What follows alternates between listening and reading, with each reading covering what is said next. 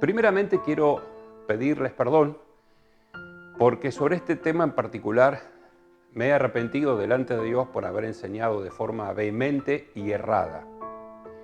Quizá algunas personas hasta se hayan sentido ofendidas e incluso desplazadas por no haber compartido y alcanzado en aquel entonces el nivel de comprensión y compromiso que les exigí sobre tal enseñanza entregada.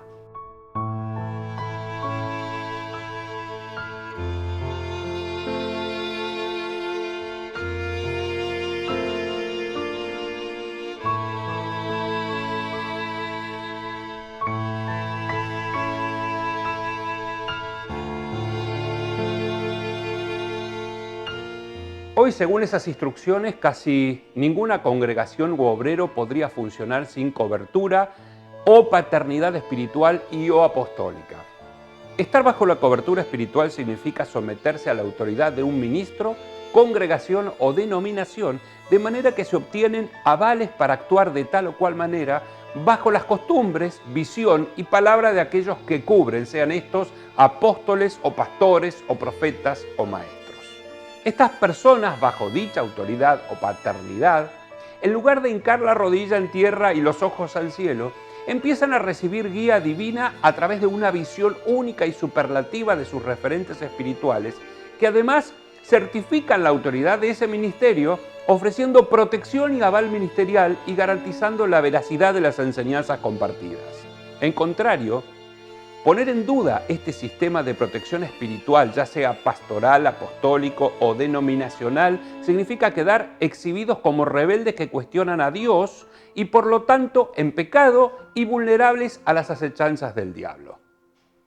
Frases como "no toquen a mis ungidos", para proteger de cualquier cuestionamiento las enseñanzas y exigencias o modo de vida de los sometidos. "Si no servís bajo la cobertura de fulano o mengano, no sos miembro del cuerpo". En la sujeción a la cobertura está la bendición de Dios. Estar bajo la cobertura es estar bajo un paraguas protector. Y otras frases semejantes que abundan por las congregaciones hoy en día como moneda corriente. Todo esto sojuzga a los fieles, atribuyéndoles incapacidad para pensar o para dirigirse a Dios por sí mismos, si no es bajo determinadas costumbres, ritos de liturgia u obediencia y lealtad ciegas al líder. Estos dogmas son el fruto de corazones inescrupulosos que bajo manipulación deliberada debilitan el crecimiento, juegan con la vulnerabilidad de los fieles y la falta de enseñanza verdadera que ellos mismos limitan a fin de no verse cercados por la verdad y la autoridad de la palabra. No es solo eso, sino que además han pervertido el sentido del oficio apostólico para convertirlo en sinónimo de ministros indiscutibles, llenos de exigencia supuestamente divina, pero carente de toda verdad. Para confirmarles, si acaso quedaban dudas, en la Biblia el Señor no dejó ninguna enseñanza sobre este principio de cobertura y o paternidad espiritual. Algunas preguntas que cualquier persona se haría, y aquí voy a tomar algunas de otras personas que también se las hicieron. ¿Necesitamos una cobertura para conocer a Dios? ¿Necesitamos una cobertura para escuchar a Dios? ¿Necesitamos una cobertura para poder ser bendecidos por Dios? ¿Quién es la cobertura de nuestra cobertura? Y si la cobertura no tiene cobertura, ¿por qué yo la tendría que tener? El principio de la cobertura no existe en la Escritura. Y muchos usan esta palabra para robar al pueblo de Dios, para oprimir a los demás creyentes y esclavizar a la iglesia. Es probable que muchas personas actúen en ignorancia respecto de la verdad de la palabra sobre este tema y se hayan dejado seducir, llevados de aquí para allá, por este viento de enseñanza y por la astucia y los artificios de sus referentes espirituales, quienes emplean doctrinas engañosas, acentuando la tendencia de este tipo de instrucciones. Dice la palabra que Jesús los llamó a sus discípulos y les dijo: como ustedes saben, los gobernantes de las naciones oprimen a los súbditos y los altos oficiales abusan de su autoridad, pero entre ustedes no debe ser así. Al contrario, el que quiera hacerse grande entre ustedes deberá ser su servidor, y el que quiera ser el primero deberá ser esclavo de todos los demás. Así como el Hijo del Hombre no vino para que le sirvan, sino para servir y dar su vida en rescate por muchos. En Romanos leemos que Cristo para esto murió y resucitó y volvió a vivir para ser el Señor, así de los muertos como de los que viven. Porque todos compareceremos ante el tribunal de Cristo. Porque escrito está: vivo yo, dice el Señor, que ante mí se doblará toda rodilla y toda lengua confesará a Dios, de manera que cada uno de nosotros dará a Dios cuenta de sí. No necesitamos estar bajo cobertura de otras personas ni debemos. No tenemos que dar cuenta ante hombres, sino ante nuestro Señor, y aún más en el día del juicio, momento en que ninguno de estos padres espirituales que proporcionan su cobertura, su ADN e impronta espiritual, estarán allí para mediar delante del trono a favor nuestro o para justificarnos por nuestros errores, porque escrito está: hay un solo Dios y un solo mediador entre Dios y los hombres, Jesucristo hombre. Primera carta de Timoteo 2:5. Y por Jesucristo, en su enorme e inmerecida gracia sobre nosotros, tenemos acceso al trono del Padre, conforme al propósito eterno que hizo en Cristo Jesús nuestro Señor, en quien tenemos seguridad y acceso con la confianza por medio de la fe en Él. Bajo esta premisa de la cobertura se ejerce miedo y manipulación, convirtiendo virtualmente a las congregaciones en esclavas de los deseos y ambiciones personales y bien terrenales. Cada siervo es clonado bajo determinada visión de la cobertura y que a su vez repite el esquema sobre los que están bajo su cuidado: barcas, grupos de vida, casas de paz, células, etcétera, etcétera. Imponen condiciones de servicio bajo presión de disciplina, de declararlos en pecado o rebeldía, llegando incluso a exigir y permitir que se les llame padre o madre a las autoridades de la congregación, cediéndoles, insisto, quizás en la ignorancia de las Escrituras, ligaduras de autoridad sobre sus vidas. Pero ustedes no quieran que los llamen rabí, porque uno es vuestro maestro, con mayúscula, el Cristo. Y todos ustedes son mis hermanos, y no llamen padre suyo a nadie en la tierra, porque uno solo es su Padre, el que está en los cielos. Dios es nuestro Padre, Jesús nuestro Maestro, y todos somos hermanos.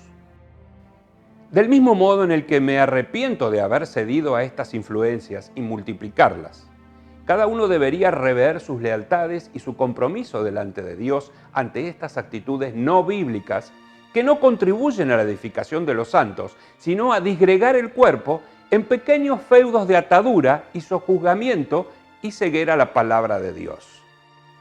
Si ha ocurrido en ignorancia, aquel que pesa los corazones lo sabrá. Y si no, serán tenidos en cuenta como los ladrones y los salteadores. Jesús expuso a estos falsos pastores y maestros: yo soy la puerta del reino de Dios, y cualquiera que entre por esta puerta se salvará, podrá salir y entrar, y siempre encontrará alimento. Cuando el ladrón llega, se dedica a robar, matar y destruir. Yo he venido para que todos ustedes tengan vida y que la vivan plenamente. Jesús aquí hace referencia a los falsos pastores y maestros.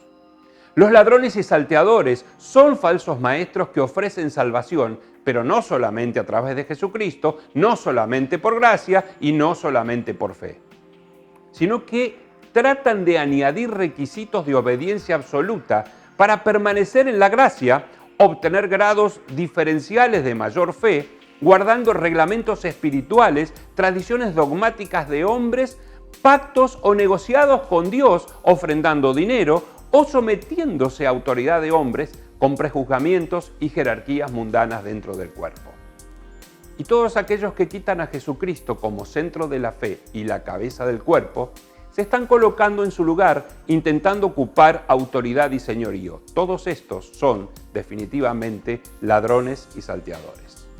No quiero decir con esto que debemos manejarnos sin guía, ni que no nos dejemos pastorear.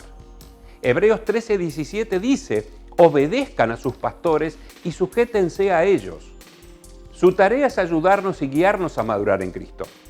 Las personas que Dios ha puesto para edificarnos tienen responsabilidad ante el Señor por semejante tarea. Lo que intento exponer es que no existe lugar para coberturas o paternidades sobre quienes nos guían. Las congregaciones no son sucursales. El servicio no es jerarquía ni escalafón. A los lugares de servicio y a los que los ocupan se los honra, mas no se los idolatra. La autoridad en el reino no es como la de los hombres. El más importante es el que sirve a los demás, rindiendo cuentas por ello al Señor. Y el más exaltado es el que se humilla delante de los demás para servir solamente al Señor. Hermanos, la sangre que Jesús derramó al morir nos permite ahora tener amistad con Dios y entrar con toda libertad al lugar más santo. Pues cuando Jesús murió, abrió la cortina que nos impedía el paso, pero ahora Jesús vive y por medio de Él podemos acercarnos a Dios de un modo nuevo y diferente. Él es nuestro gran sacerdote, encargado del santuario que está en el cielo. Animémonos unos a otros cada vez más a seguir confiando en Dios, y más aún cuando ya vemos que se acerca el día que el Señor juzgará a todo el mundo. Si seguimos pecando después de haber conocido la verdadera enseñanza de Dios, ningún sacrificio podrá hacer que Dios nos perdone. Jesús fue muy claro cuando dijo que Dios es nuestro Padre, Él nuestro Maestro y todos nosotros somos hermanos. Las religiones funcionan con jerarquías, las empresas tienen sus jerarquías, los gobiernos tienen sus jerarcas y todos sojuzgan y ejercen influencia y señorío, pero Jesús nos dijo que entre nosotros no debe ser así. Sabéis que los gobernantes de las naciones se enseñorean de ellas y los que son grandes ejercen sobre ellas potestad, mas entre vosotros no será así.